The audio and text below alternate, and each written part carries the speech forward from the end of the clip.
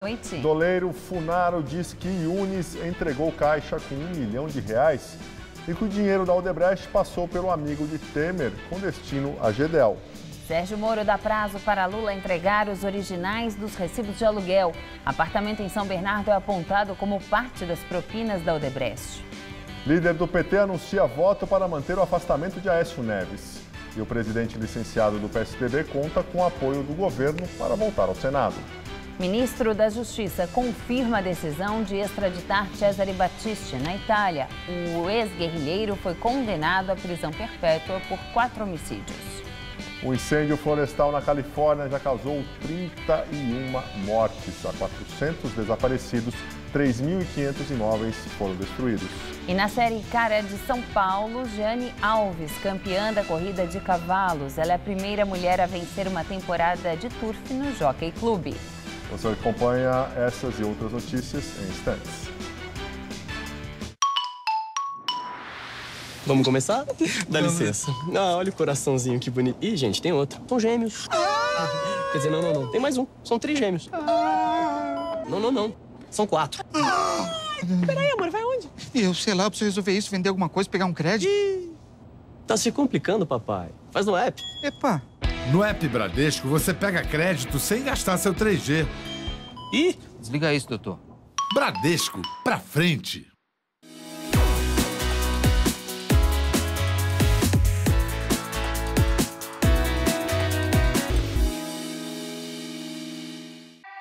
Tá a fim de escrever a sua própria história? Que tal dirigir a sua própria vida? Então corre pra cá, que a sua hora chegou. Bem-vindo ao Mundo Casper. O lugar certo para você pensar, criar e questionar. Na Casper, razão e emoção se unem para fazer diferente, fazer melhor. E você? Aceita o desafio? Tem muita coisa nova te esperando por aqui. Faculdade Casper Libero. Vestibular 2018. Paixão por comunicação. A TV Gazeta informa. Na madrugada de sábado para domingo à meia-noite, começa o horário de verão. A corrupção toma conta do poder. O governo Temer acelera a destruição de direitos sociais. Ele quer que trabalhemos até morrer e quer acabar com o trabalho em carteira. Mas nós não vamos ficar indiferentes. Nós vamos reagir.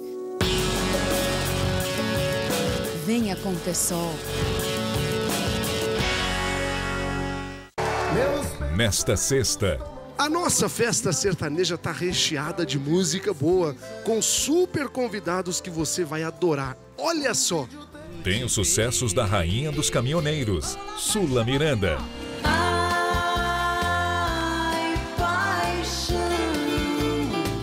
Muita tradição com Craveiro e Cravinho e Giliardi com o filho Silvio Marinho. Quando crescer vou casar com você. Festa sertaneja com Padre Alessandro Campos, nesta sexta, 10h30 da noite.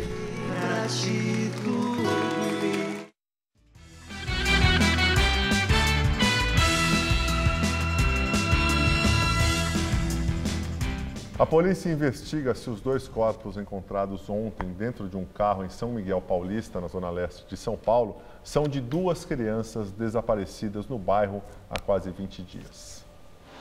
A Delegacia de Homicídios e Proteção à Pessoa assumiu as investigações. Nesta sexta, a Polícia Civil voltou ao terreno baldio no Jardim La Pena, região carente de São Miguel Paulista, zona leste da cidade, para mais apurações. No local, os corpos de 2 crianças foram encontrados ontem no fim da tarde dentro de um carro. Vizinhos chamaram a polícia depois que sentiram um forte cheiro. Os corpos estavam em estado avançado de decomposição. O carro, uma Fiorino branca, foi roubado em 2013. As famílias de 2 meninas de 3 e 4 anos de idade, moradoras da região, desaparecidas desde o final de setembro, foram ouvidas nesta madrugada aqui no DHPP. A mãe de uma delas reconheceu uma sandália que foi encontrada junto aos corpos. Mesmo assim, os pais foram encaminhados ao Instituto Médico Legal para coleta de material para a realização do exame de DNA.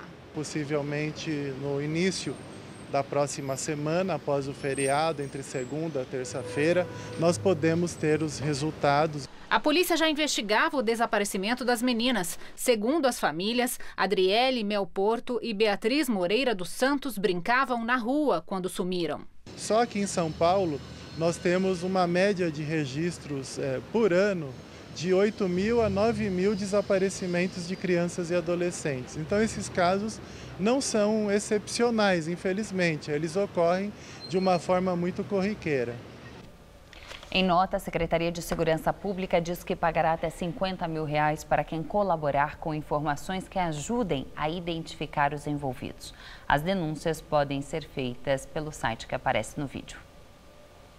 O ministro Luiz Fux, do Supremo Tribunal Federal, decidiu por liminar que o governo brasileiro não pode extraditar o ex-guerrilheiro Cesare Battisti até que a corte se manifeste. O julgamento está marcado para o próximo dia 24. Na semana passada, Battisti foi preso pela Polícia Rodoviária Federal ao tentar deixar o país rumo à Bolívia com $6 mil e cerca de 1.300 euros, sem registros oficiais. O italiano deixou a prisão graças a um habeas corpus do Tribunal Regional Federal da Terceira Região. Em 93, ele foi condenado na Itália à prisão perpétua por 4 assassinatos nos anos 70, durante confrontos políticos. Em vídeo do depoimento à Procuradoria-Geral da República, divulgado hoje pelo jornal Folha de São Paulo, o doleiro Lúcio Funaro disse ter certeza de que o advogado José Yunes, ex-assessor e amigo pessoal do presidente Temer, sabia que havia dinheiro em uma caixa entregue a ele às vésperas da eleição de 2014. O depoimento aconteceu no dia 23 de agosto. Funaro disse aos procuradores que recebeu no escritório de Yunes, em São Paulo, uma caixa com R$1 milhão da Odebrecht. O dinheiro seria enviado a Salvador para o ex-ministro Gedel Vieira Lima. Ele sabia que era dinheiro, tanto que ele perguntou se o meu carro estava na garagem, porque ele não queria que eu corrisse o risco de sair com a caixa para a rua. E até pelo próprio peso da caixa. Certo. Para um volume de R$1 milhão é uma caixa bem pesada. O episódio, que também foi confirmado em delações da Odebrecht, levou à saída de Yunes do Planalto em dezembro do ano passado. Em depoimento à Procuradoria-Geral da República, o advogado confirmou o encontro com o doleiro a pedido do ministro Eliseu Padilha, mas disse que teria recebido dele apenas um envelope. Yunes garantiu ainda desconhecer o conteúdo do envelope e destacou que serviu apenas de mula. Funaro rebateu. Ele afirmar que ele foi feito de mula pelo ministro Padilha, que ele não sabia que dentro da caixa tinha dinheiro, é impossível, porque nenhum doleiro vai entregar R$1 milhão no escritório de ninguém sem segurança. Funaro citou ainda o ex-presidente da Câmara dos Deputados, Eduardo Cunha, do PMDB, e Joesley Batista, dono da JBS Friboi. O Eduardo ele funcionava como se fosse um banco de corrupção de políticos. Ou seja, todo mundo que precisava de recursos pedia para ele e ele cedia os recursos e em troca mandava no mandato do cara.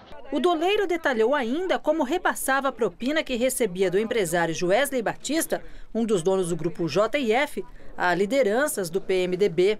Mas 95% do que eu recebi do Joesley foi através da emissão de notas fiscais. Pagava boletos de supermercado ou boletos de contas que um doleiro que chama Tony me mandava e ele me cobrava um percentual e me entregava em dinheiro vivo. O dinheiro vivo chegando na minha mão, eu distribuía para quem eu tinha que pagar. Que nesse caso era o Eduardo Cunha, que fazia o repasse para quem era de direito dentro do PMDB, que eram as pessoas que apoiavam ele dentro do PMDB. Que eram? Henrique Alves, Michel Temer, todas essas pessoas, a bancada, que a gente chamava de bancada do Eduardo Cunha. Em nota, o Palácio do Planalto nega as acusações de que o presidente Temer tenha atuado na compra de medida provisória dos portos. Lembrou que em 2013 Temer era vice-presidente da República e, portanto, não era responsável pelas tramitações no Congresso Nacional. A presidência e a ligação dele com as empresas Rodrimar, Libra, Eldorado e ainda que Temer tenha qualquer relação pessoal com Lúcio Funaro. O advogado de José Yunes também negou as denúncias e afirmou que Lúcio Funaro será processado por faltar com a verdade. Senadores de oposição defendem voto aberto durante a sessão que vai definir o futuro de Aécio Neves do PSDB. Na terça-feira, eles vão votar a validade das medidas cautelares impostas ao tucano pelo Supremo. Nos bastidores, articula-se que o senador for absolvido, o caso pode ser encaminhado ao Conselho de Ética. O senador Randolfo Rodrigues da Rede disse nesta sexta-feira que pretende entrar com um mandado de segurança no Supremo caso o Senado decida pelo voto secreto durante o julgamento sobre o futuro do senador afastado Aécio Neves, do PSDB. Randolfo e seu partido defendem que, diante da gravidade dos fatos, o voto seja aberto, como determina a Constituição. O STF havia determinado o afastamento imediato de Aécio de suas funções parlamentares e também o recolhimento noturno em sua residência. Aécio é acusado de obstrução de justiça e corrupção passiva com base nas delações da JIF, do Grupo Friboi. Apesar de ter sido flagrado em áudios articulando pagamentos com Joesley Batista e de seu primo Frederico Pacheco gravado recebendo R$500 mil em uma mala, o tucano sempre negou as acusações e se diz vítima de uma armação. De acordo com as investigações, os R$500 mil eram só uma parte de um total de R$2 milhões que seriam entregues para Aécio Neves. As medidas cautelares impostas a ele abriram um racha entre o Judiciário e o Legislativo. O impasse só terminou nesta semana com uma votação apertada, por 6 votos a 5 e desempatado pela presidente da Corte, Carmen Lúcia. Os ministros entenderam que a palavra final sobre restrições a políticos sempre vai caber aos próprios políticos. Para se safar das medidas impostas pelo Supremo, Aécio Neves vai precisar do apoio da maioria dos senadores, no caso, 41 dos 81 parlamentares. A votação de terça-feira pode reverter o afastamento e ainda anular o recolhimento noturno. Se, por um lado, o voto secreto é a solução dos senadores para trazerem Aécio de volta, evitando desgaste político, o voto aberto mostraria explicitamente a posição de seus verdadeiros aliados em um jogo que parece mudar a cada dia. O PT já adiantou que mudou de lado. O partido chegou a votar junto com o PSDB sobre a deliberação dos mandatos parlamentares, mas agora tudo leva a crer que os 9 senadores petistas vão votar contra o tucano na terça-feira.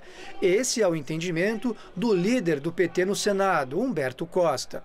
Nós vamos votar pela aceitação da recomendação do Supremo Tribunal Federal. Ou seja, nós vamos votar pelo afastamento de Aécio Neves das suas atividades como senador temporariamente.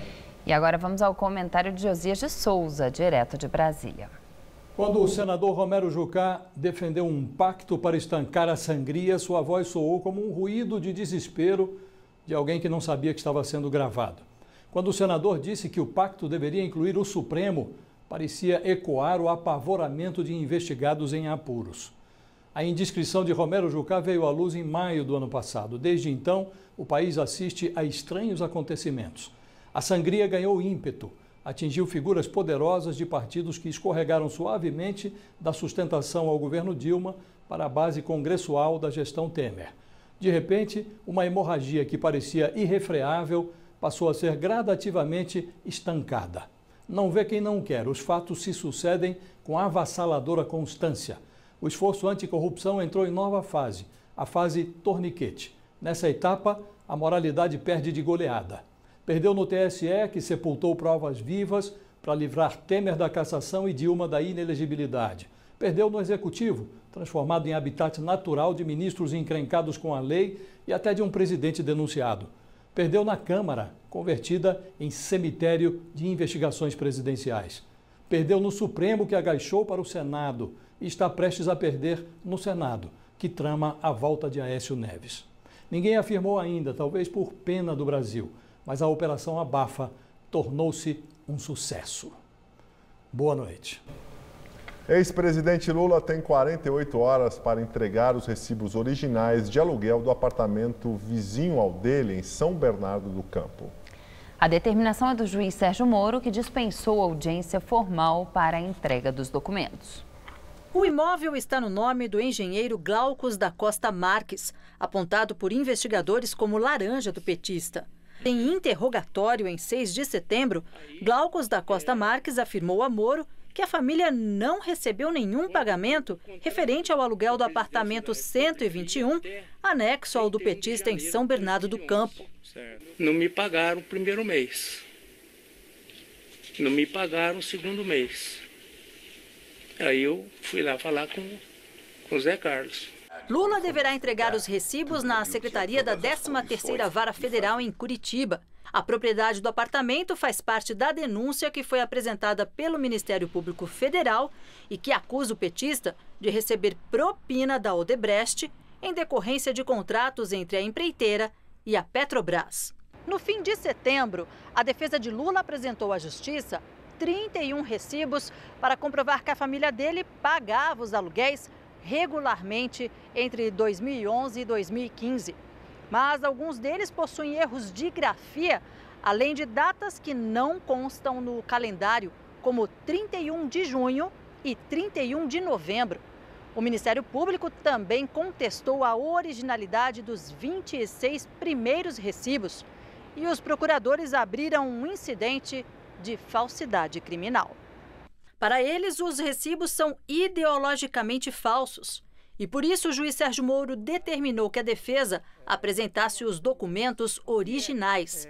O advogado de Lula, Cristiano Zanin Martins, disse estar surpreso que o juiz não tenha solicitado uma audiência para a entrega dos recibos originais. Zanin afirmou ainda que assim que forem intimados, farão a entrega dentro do prazo. O ex-presidente nega a acusação do MPF. O juiz Marcelo Bretas, da 7ª Vara Federal Criminal do Rio de Janeiro, revogou hoje a prisão temporária de Leonardo Griner, ex-diretor-geral de operações do Comitê Rio 2016. Ele foi preso na semana passada na Operação Unfair Play, a mesma que deteve Carlos Arthur Nussmann, então presidente do Comitê Olímpico Brasileiro. Nussmann renunciou ao cargo na última quarta-feira. Ambos são acusados de intermediarem a compra de votos para a escolha do Rio como sede olímpica de 2016. Nussmann e Griner teriam participado do esquema para pagamento de propina a membros do Comitê Olímpico Internacional. E o horário de verão começa neste domingo. À meia-noite de amanhã, os moradores de 10 estados e do Distrito Federal devem adiantar o relógio em 1 hora. O ajuste vale para as regiões Sul, Sudeste e Centro-Oeste. O horário de verão fica em vigor até 18 de fevereiro do ano que vem. Hoje foi mais um dia quente, com máxima beirando os 40 graus em várias cidades do interior paulista, como Votuporanga e Presidente Bernardes. Pois é, Ju, aqui na capital chegou a fazer 34 graus, mas a chuva já deu uma refrescada. E será que o final de semana vai continuar quente por aqui? Vamos aos detalhes da previsão com Mariana Armentano.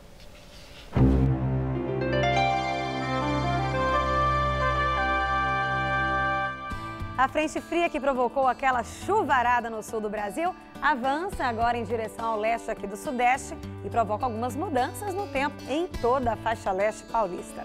Olha só, nessa madrugada teremos mínima de 17 graus e a máxima amanhã à tarde chega aos 29, com sol entre nuvens e possibilidade de temporais a partir da tarde. Aí no domingo o tempo fecha de vez e a máxima cai para 21 graus.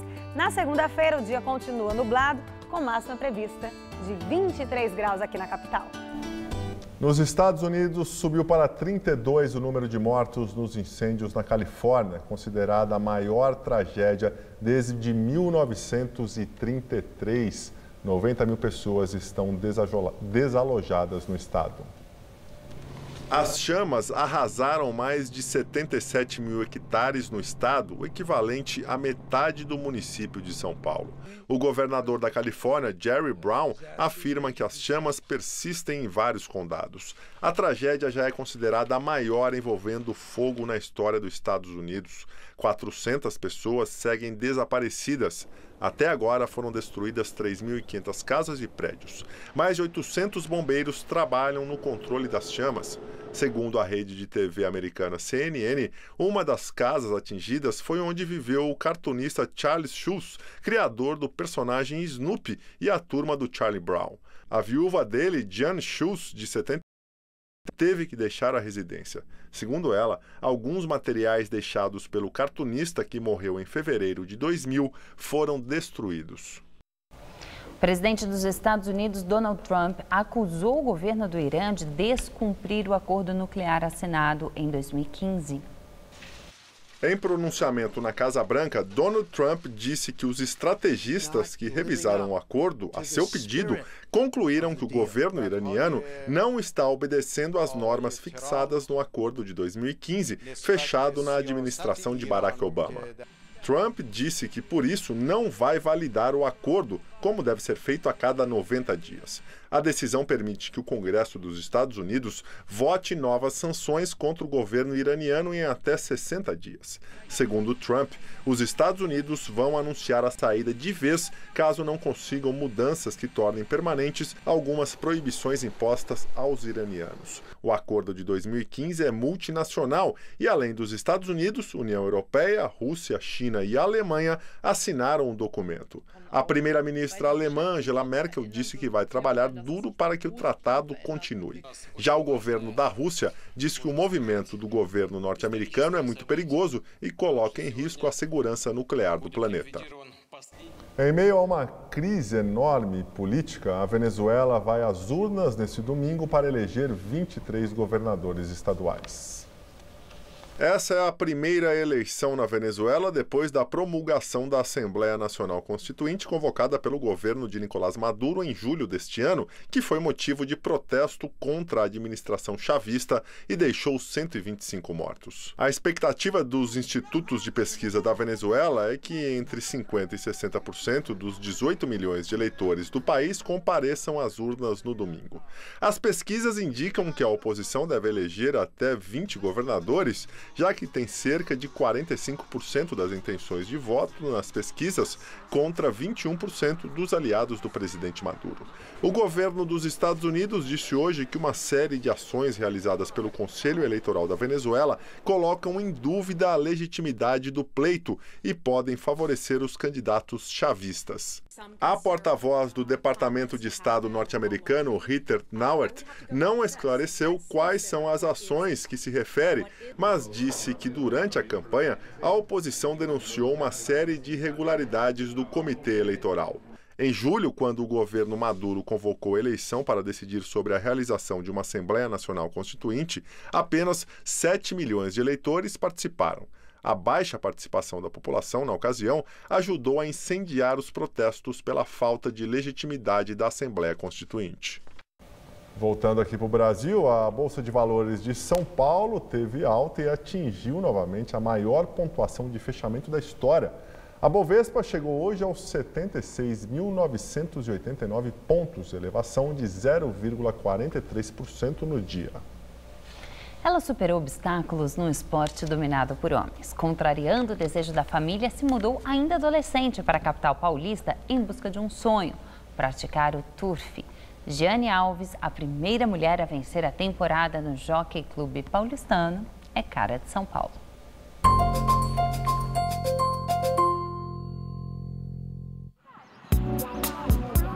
O pontapé inicial foi um pezinho na roça. Eu nasci em fazenda, né? Gostando de cavalo. Já praticamente me criei junto com os cavalos, né?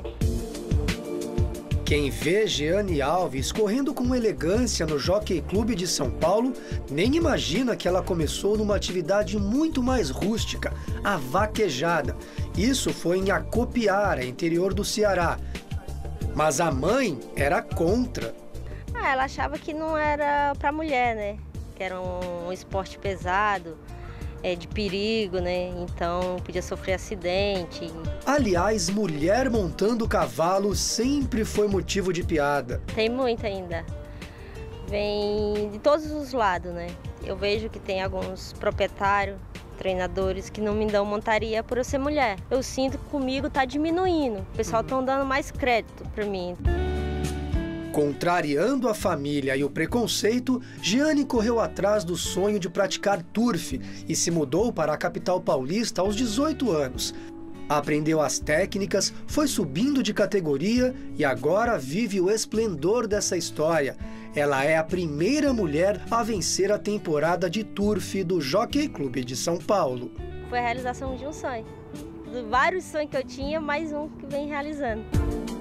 Giane é uma das 3 mulheres joquetas, como são conhecidas, entre 32 homens. Uma minoria, mas que para o técnico acabou pesando a favor. A mulher ela tem uma sensibilidade diferente do homem, né? Para muitos cavalos dá certo. No caso da Giane deu muito certo. Durante este período, a Giane já competiu em vários países, como Inglaterra, Abu Dhabi, Macau, Bélgica e Peru. Ela até já recebeu convites para passar temporadas nesses países representando o Brasil. Mas como boa brasileira, ela preferiu ficar. Agora, com o título inédito, ela disse que pretende repensar esta possibilidade. Só falta um convite. Se ele pintar, o país pode ficar sem esse talento, mas só por um tempinho. A cearense garante que volta para São Paulo, a terra que a acolheu, e seguir inspirando essa nova geração de mulheres do turf. Eu espero que alguém veja que eu tô ganhando, que eu tô indo bem, que me dê uma oportunidade para me montar fora do Brasil.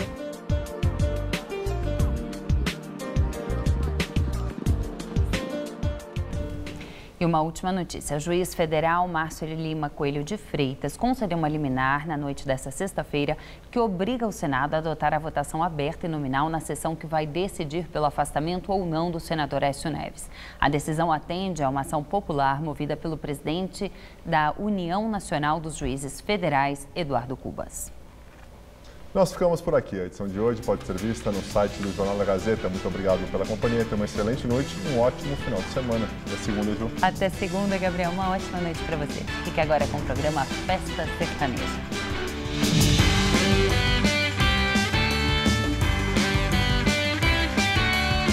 Saiba como proteger seus bens e sua família no programa Seguro. Neste domingo, 8h30 da noite. Assista agora Festa Sertaneja com Padre Alessandro Campos.